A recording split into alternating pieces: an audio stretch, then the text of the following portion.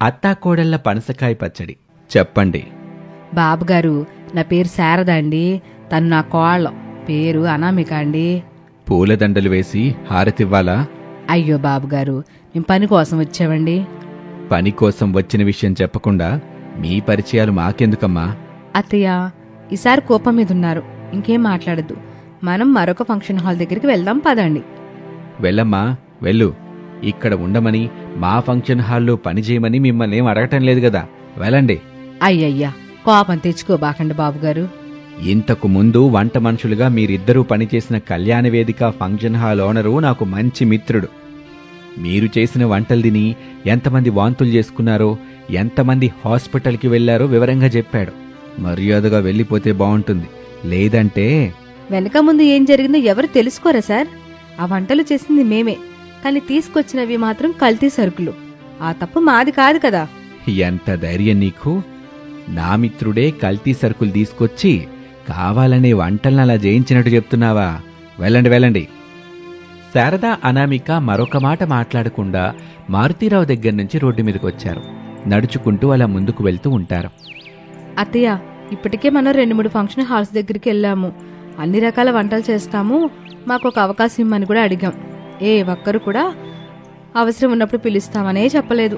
పైనుంచి కళ్యాణ వేదికలో చేసిన వంటల గురించి, ఆ వంటలు తిని చేసుకున్న వాంతుల గురించే మాట్లాడుతూ హేళన చేస్తున్నారు. కోళ్ళ అడగందే అమ్మాయిని అన్నం పెడదని పెద్దలు చెప్తా ఉంటారు కదా.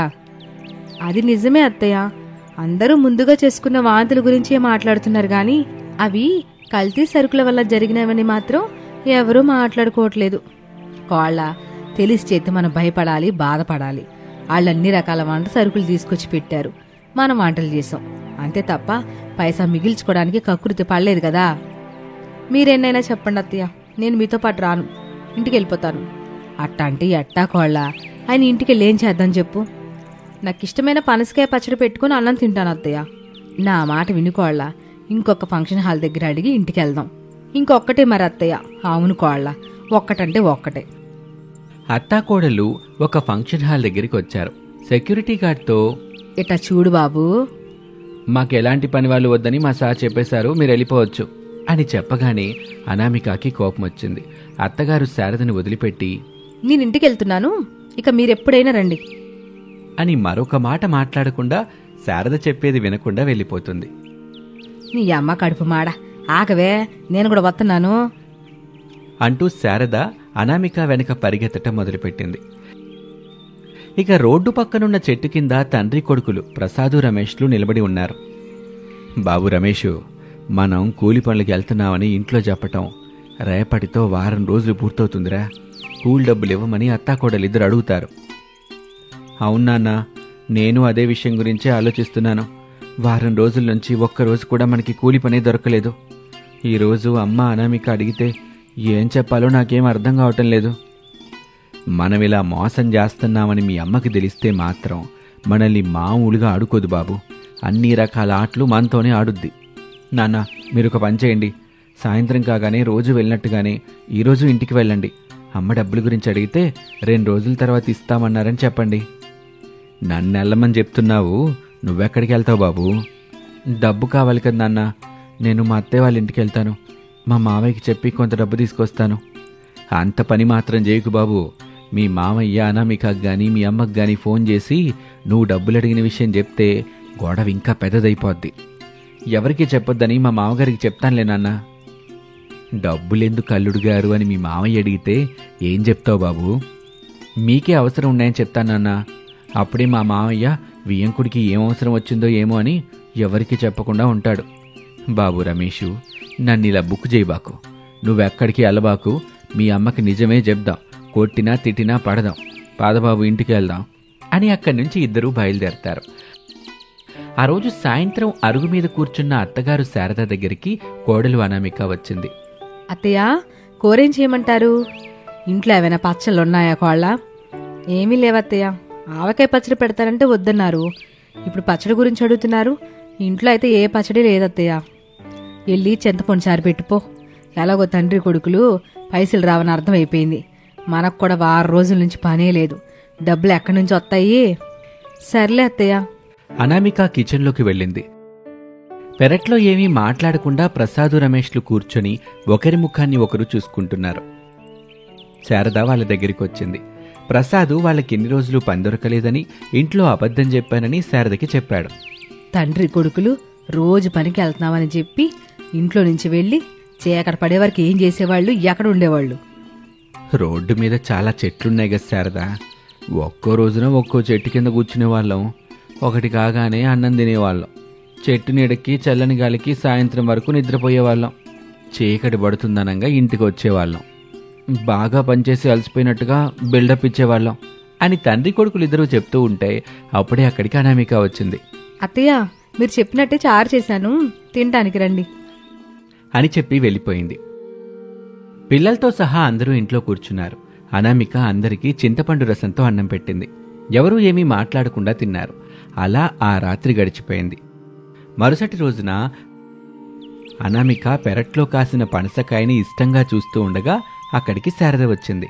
పనసకాయని ఏం చేద్దాం అనుకుంటున్నావు కోళ్ళ? మీరు సహాయం చేస్తానంటే పనసకాయ పచ్చడి పెడతాను అత్తయ్య. ఇంతకీ నేనేం సహాయం చేయాలో చెప్పు. కిరాణా షాప్కి వెళ్ళి పచ్చడి కోసం కావలసిన వాటిని తీసుకురండి. డబ్బుల గురించి అడిగితే రాసుకోమని చెప్పండి. శారద ఏమీ మాట్లాడకుండా ఇంట్లో నుంచి వెళ్ళిపోయింది. అనామిక పనసకాయని ఇంట్లోకి తీసుకొచ్చి పచ్చడి పెట్టేందుకు రెడీ చేస్తూ ఉంటుంది. శారద ఆ ఊళ్ళో ఉన్న కిరాణం కొట్టు మంజుల దగ్గరికి వచ్చి విషయం చెప్పింది. ఇప్పుడు సరుకులు ఇస్తాను పిన్ని, డబ్బులు వచ్చిన తర్వాత ఇవ్వాలి. మరి ఇస్తానులే మంజులా, నీకెప్పుడైనా ఇవ్వకుండా చెప్పు. ఎప్పుడు లేవు కానీ పనసకాయ పచ్చడి పెట్టిన తర్వాత నాకు కొంచెం తీసుకొచ్చి పిన్ని. అట్టాగేలే మంజులా. మంజుల పనసకాయ పచ్చడికి కావాల్సిన సరుకుల్ని ఒక కవర్లో పెట్టి శారదకిచ్చింది. శారద వాటిని తీసుకుని ఇంటికొచ్చింది. కోళ్ళ, పనసకాయ పచ్చడి పెట్టడానికి కావలసిన సరుకులు తీసుకొచ్చా అని అత్తాకోడలిద్దరూ కలిసి మాట్లాడుకుంటూ పనసకాయ పచ్చడి పెడతారు. కోళ్ళ, పనసకాయ పచ్చడి పెట్టడం అయిపోయింది కదూ? అవునత్తయ్య, వాడు అబ్బాలో పెట్టి కొంచెం మంజులా తీసుకురమ్మని చెప్పింది. సర్లే అత్తయ్య. అనామిక ఒక డబ్బా నిండా పనసకాయ పచ్చడి పెట్టిస్తుంది. శారద తీసుకెళ్లి మంజులకిచ్చింది. తెలివిగల మంజుల ఆ పనసకాయ పచ్చడిని షాపులో పెట్టి అమ్ముతూ ఉంటుంది. 2 రోజుల్లోనే పనసకాయ పచ్చడి అమ్ముడుపోతుంది. పచ్చడి తిన్నవాళ్ళంతా పనసకాయ పచ్చడి గురించి తెలిసిన వాళ్ళు మంజుల షాప్కొచ్చి పనసకాయ పచ్చడి కావాలని అడగటం మొదలుపెట్టారు.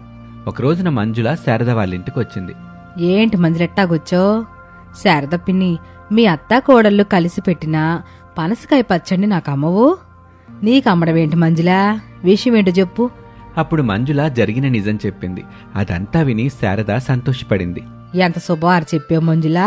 నువ్వు 2000 ఇచ్చినా నేను నీకు పనసకాయ పచ్చడి అమ్మను. ఇంటి దగ్గరే పనసకాయ పచ్చడి అమ్మబండి అని చెప్పి మేము అమ్ముకుంటాం అని చెప్పగానే మంజుల అత్తాకోడలిద్దరినీ తిట్టుకుంటూ అక్కడి నుంచి వెళ్ళిపోతుంది. కూలి పని కోసం వెళ్లిన అనామిక ఇంటికొచ్చింది. అప్పుడు శారద మంజుల వచ్చి వెళ్లిన విషయం చెప్తుంది. కోళ్ళ, మనం ఇంటి దగ్గరే పనసకాయ పచ్చడి చేసుకుని అమ్ముదాం, చాలా మంది కొంటారుగా. సరే అత్తయ్య అని ఆ రోజు నుంచి అత్తగారు శారద ఇంటి దగ్గరే పనసకాయ పచ్చడి అమ్ముతుంటే కోడలు అనామిక తోపుడు బండి మీద పనసకాయ పచ్చడి అమ్ముతూ ఉంటుంది. అలా అత్తాకోడళ్ళు పనసకాయ పచ్చడి వ్యాపారం చేసుకుంటూ సంతోషంగా జీవిస్తూ ఉంటారు. ఇది వాల్టి కథ. మరొక ఆసక్తికర కథలో మళ్ళీ కలుద్దాం. అంతవరకు సెలవు, నమస్తే. కోడలి బోనం. కోడలు అనామిక ఇంటిని క్లీన్ చేస్తూ ఉండగా హాల్లోని టీపై మీదున్న అత్తగారు శారద సెల్ ఫోన్ రింగ్ అవుతుంది. అత్తయ్య, నీ ఫోన్ రింగ్ అవుతుంది. కిచెన్లో ఉన్న శారద ఆ మాట విని ఎవరో చూడు కోళ్ళ. సరే అత్తయ్య. అనామిక వచ్చి చూసింది. సుమతి కాలింగ్ అని పడింది. ఆడపడుచు ఫోన్ చేస్తుంది. మళ్ళీ పుట్టింటి నుంచి ఏం తీసుకెళ్లాలో ఏమో అనుకుంటూ శారదకి వినిపించేలా, అత్తయ్య, సుమతి ఫోన్ చేస్తుంది. విషయం ఏమిటో కనుక్కోకోళ్ళ. నేను కూరలో ఉప్పు కారం వేస్తున్నాను. సరే అత్తయ్య అని సుమతి కాల్ని రిసీవ్ చేసుకుంటుంది అనామిక. హలో సుమతి, నేను వదిని మాట్లాడుతున్నాను. తన అత్తగారింట్లో ఉన్న సుమతి ఆనందంగా, బాగున్నావా వదినా? బాగున్నాను సుమతి. మీ ఇంట్లో వాళ్ళంతా బాగున్నారా? మేమందరం బాగున్నాం వదినా. అమ్మలేదా? కిచెన్లో ఉంది సుమతి. కూరల్లో ఉప్పు కారాలు వేస్తుంది. తర్వాత చేయమని చెప్పనా? ఇప్పుడే తీసుకెళ్ళివనా? ఇప్పుడే తీసుకెళ్ళి వదినా. నేను అమ్మతో ఒక ముఖ్యమైన విషయం గురించి మాట్లాడాలి. సరే సుమతి, అయితే లైన్లో ఉండు, తీసుకెళ్ళిస్తాను.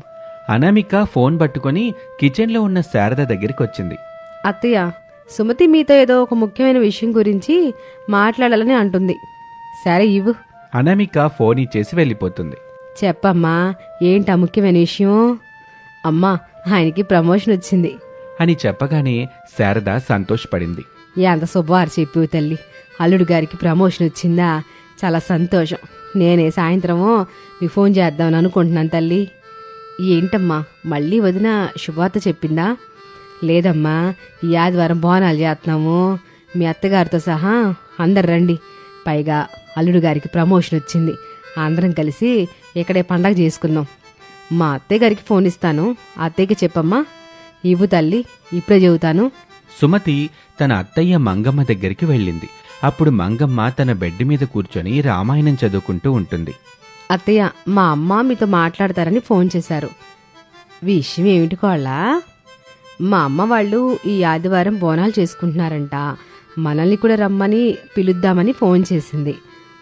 నువ్వు ఇక్కడి నుంచి వెళ్ళిపోయి వస్తామని చెప్పు. ఎల్లు. సుమతి వెంటనే హాల్లోకొచ్చింది. మీ అత్తయ్య చెప్పింది వినిపించిందిలే తల్లి. అందరూ కలిసి ఈ ఆదివారం రండమ్మా, అందరం కలిసి బోనాలు చేసుకుందాం. అలాగే వస్తామమ్మా. సుమతి ఫోన్ పెట్టేసింది. ఆ రోజు రాత్రి శారద కుటుంబం మొత్తం కూర్చొని అన్నం తింటూ ఉంటారు. ప్రసాదు ముద్దుల మనవరాలు భవ్యకి తినిపిస్తూ ఉంటాడు. ఏమండి బాబు రమేష్, కోళ్ళ మీ అందరికి ఒక శుభవార్త చెబుతున్నా. ఏంటి, మన అల్లుడు గారికి ప్రమోషన్ వచ్చిన విషయమేగా శారదా? ఓహో, అల్లుడు గారు మీకు ఫోన్ చేసి చెప్పేశారా? బావ నాకు కూడా ఫోన్ చేసి తనకొచ్చిన ప్రమోషన్ గురించి చెప్పాడు. చాలా సంతోషం బాబు. అందరూ వినండి, ఈ ఆదివారం మనం బోనం చేస్తున్నాం. అట్టాగే అమ్మాయి, అల్లుడు, వాళ్ళ అత్తగారు కూడా ఫోన్ చేసి చెప్పాను. వాళ్ళు కూడా వస్తామని చెప్పారు. కావలసిన ఏర్పాట్లని మనం చేసుకోవాలి. అలాగేలే శారదా, అమ్మాయి అల్లుడు గారు కూడా వస్తారు. బోనం పండుగ చాలా సందడిగా జరుగుద్ది. అలా జరిగేలా నేను నా మనవరాలు చూసుకుంటానులే. అలాగే తాతయ్య, ఆదివారం మా అమ్మ బోనం ఎత్తుతుందన్నమాట. అవును మనవరాలా, ఈ ఆదివారం బోనాల జాతర జరుగుద్ది. నానమ్మ, నాకు బోనం గురించి చెప్పవు? కిందట ఏడాది చెప్పానుగా మనవరాలా. మర్చిపోయాను నానమ్మ, ఇప్పుడు నాకు తెలుసుకోవాలనుంది. భవ్య, ఇప్పుడు కాదు గాని ఈ ఆదివారం మనం బోనం చేస్తాం కదా, అప్పుడు చెబుతానులే, సరేనా? ఇప్పుడు చెప్పొచ్చు కదా నానమ్మ. అవును శారదా, భవ్య అంతలా అడుగుతుంటే చెప్పచ్చుగా. భవ్య, ముందు అన్నం తిను, పడుకునేటప్పుడు వివరంగా చెప్తాను గాని అని చెప్పగానే అందరూ తింటూ ఉంటారు. అలా సమయం గడుస్తూ ఉంటుంది. సుమతి తన భర్త ప్రకాష్తో కలిసి బెడ్ మీద కూర్చొని ఉంది. ఏవండి, మా అమ్మ వాళ్ళు ఫోన్ చేశారు. ఈ ఆదివారం బోనాలు చేస్తున్నారంట, మనం వెళ్ళాలి. అత్తయ్యతో అమ్మ ఫోన్లో చెప్పేశారు ఆల్రెడీ. ఇంకా 2 రోజులున్నాయి కదా సుమతి, వెళ్దాంలే అని ఇద్దరూ మాట్లాడుకుంటూ ఉంటారు. శారద కుటుంబం చల్లని గాలికి ఇంటి బయట కూర్చొని బోనాల గురించి మాట్లాడుకుంటూ ఉంటారు. మనవరాలా, ఈ బోనాలనేవి తెలంగాణ రాష్ట్రంలో, ముఖ్యంగా హైదరాబాదు అట్లాగే సికింద్రాబాద్ నగరాల్లో జరుపుకుంటారనమాట. ఇదొక ప్రసిద్ధమైన పండగ. శారద, ఈ బోనాలు ఎప్పుడు ప్రారంభమయ్యాయో కూడా చెప్పు. నాకు తెలిసినంతవరకు ఒకదాని తర్వాత ఒకటి చెప్తానండి. ఏదైనా తప్పుగా చెబుతున్నట్టు అనిపిస్తే మీరు నాకు వెంటనే చెప్పండి. సర్లే శారదా. భవ్య, ఈ బోనాల పండగ 18వ శతాబ్దంలో ప్రారంభమైందని, అందుకు కారణం 1813లో ప్రాణాంతకమైన ప్లేగు వ్యాధి బాగా వ్యాప్తి చెందుతుంటే ఉజ్జయినిలోని సైనిక బెటాలియన్కి చెందిన సైనికులు రక్షణ కోసమని మహాకాళిని ప్రార్థించారంట. నాకు మా అత్తయ్య చెప్పింది ఈ విషయం. అంతే కదండి? అవును శారదా, బోనాలనేవి మహాకాళి అమ్మవారికి భక్తితో మనమందరం సమర్పించే నైవేద్యం అన్నమాట. హైదరాబాద్లోని జగదాంబిక అమ్మవారి ఆలయం అతి పురాతనమైందిగా ప్రసిద్ధి చెందింది. అందుకే ఇక్కడే తొలి బోనాన్ని ప్రారంభిస్తారు. రెండో బోనం బల్కంపేట రేణుక ఎల్లమ్మ గుడిలో, మూడో బోనం సికింద్రాబాద్లోని ఉజ్జయిని మహంకాళి ఆలయంలో మొదలు పెడతారు. మరి అమ్మమ్మ వాళ్ళ ఇంటి దగ్గర కూడా జరుగుతాయి కదా నాన్నమ్మ?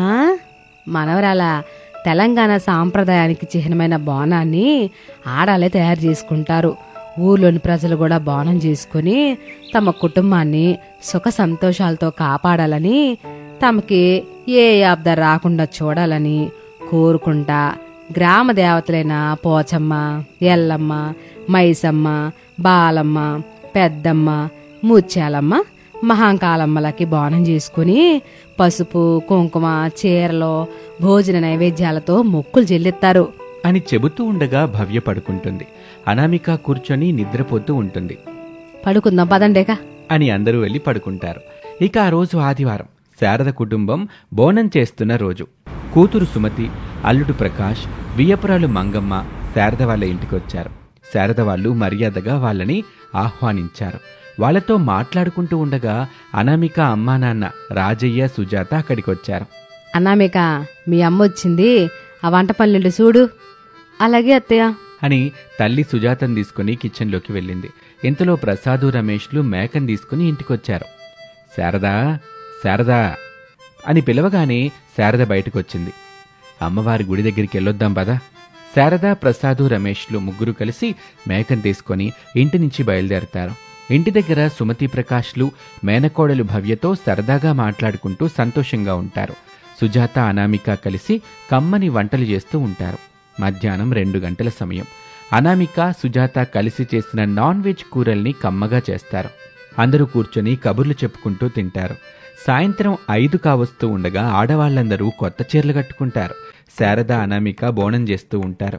భవ్య చూస్తూ ఉంటుంది. భవ్య మట్టి కొండలో లేదా రాక్ కొండలో గాని పాలతో గాని పెరుగుతో గాని అన్నం వండుతారమ్మా. ఆ తర్వాత కొండలకి వేపాకులని పసుపు కుంకుమలతో అలంకరిస్తారు. కొండపైన ఓ దీపాన్ని పెట్టి ఎలిగెత్తారు కూడా. వీటిని మహిళల నెత్తిన పెట్టుకుని మేళ తాళాలతో డప్పుల చప్పుల మధ్య ఆలయాలకు తీసుకెళ్లి బోనం కుండలని నైవేద్యంగా సమర్పిస్తారు. గ్రామాల్లో దీన్ని ఊర పండగని కూడా పిలుస్తారు అని చెప్తూ శారద అనామికలు కలిసి కుండలకు అలంకరణ చేస్తారు. నానమ్మ బోనం బాగుంది, దీన్ని ఎవరెత్తుకుంటారు? నా కోళ్ళు. అబ్బా నానమ్మ నేను కూడా బోనం ఎత్తుకుంటాను. బోనం ఎత్తుకుని అమ్మవారి గుడి వరకు నడుస్తావు మరి? నడుస్తాను నానమ్మా అని చెప్పగానే భవ్య కోసం కూడా ఒక చిన్న బోనం చేసింది శారద. ఇంతలో డప్పులు కొట్టేవాళ్లు శారద వాళ్ళ ఇంటికొచ్చారు. అలా వాళ్ళు డప్పులు కొడుతూ ఉండగా అనామిక బోనాన్ని ఎత్తుకుంది. భవ్య చిన్న బోనం ఎత్తుకుంది. డప్పులు కొడుతూ అలా గ్రామదేవత దగ్గరికి వచ్చి బోనాన్ని గుడి దగ్గర పెట్టి ఇంటికొస్తారు. రాత్రవ్వటంతో అందరూ హాయిగా పడుకుంటారు. అలా అత్తాకోడళ్ళు తమ చుట్టాలతో బంధువులతో కలిసి బోనాల పండుగని ఘనంగా జరుపుకుంటారు. ఇంతకీ ఈ సంవత్సరం మీరు బోనాల పండుగని ఎలా జరుపుకున్నారు? కామెంట్ సెక్షన్లో తెలియచేయండి.